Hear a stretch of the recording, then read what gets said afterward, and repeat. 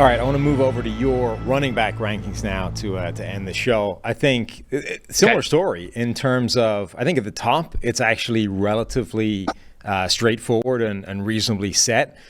Nick Chubb, I think at this point, given the recent history of Derrick Henry, has to be the number one back in the NFL almost by default. But Henry, the track record, what he's done is strong enough that he stays up there. And then Christian McCaffrey, I think, has to form that 1, 2, 3.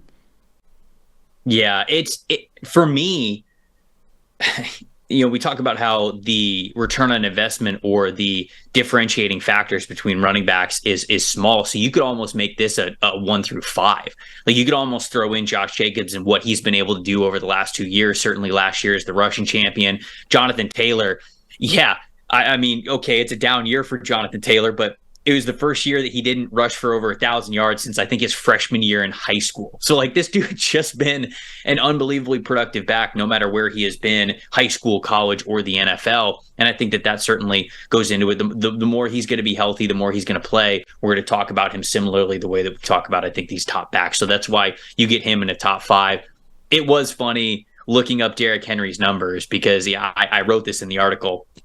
If you asked any non-Tennessee Titans fans, so somebody who wasn't really paying attention to what the Titans were doing and what was going on there, about Derrick Henry last year, I think most people would tell you, I mean, yeah, it was a down year for Derrick Henry. Yeah, it was a down year. All he had was over 1,500 rushing yards, 13 rushing touchdowns, and another career rushing average above an 86. So he's even Derrick Henry's worst years are basically career years for other running backs in the NFL. Right. And because of that, he can't not be a top 3 at the very worst back in the NFL. And so that's why I kind of came to the order that I did with those two guys, Chubb and Henry.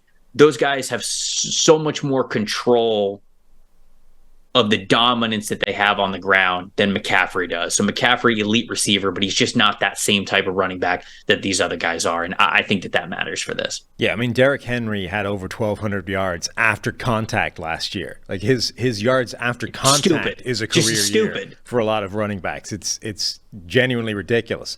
How much did you factor in for these rankings, or how difficult was it to factor in situation? Because the one name outside of that top 3 that I think deserves probably to be put in there is Jonathan Taylor, in that I don't think last year Jonathan Taylor got worse. I think the situation around him drove off a cliff, and what went from being, league-leading running back went to way behind that because the situation just completely fell apart.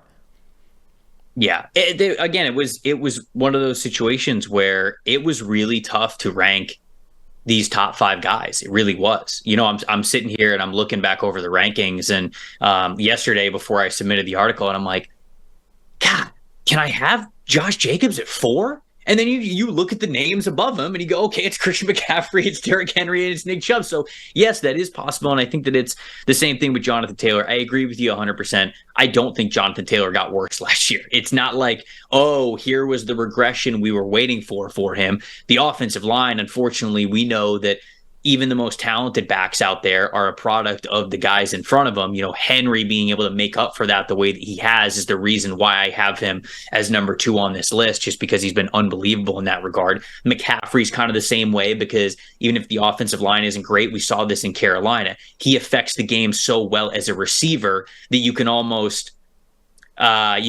navigate beyond some of those offensive line struggles because of what he can still give you out of the backfield in the passing game. So ultimately, I think Nick Chubb's the best running back in the NFL.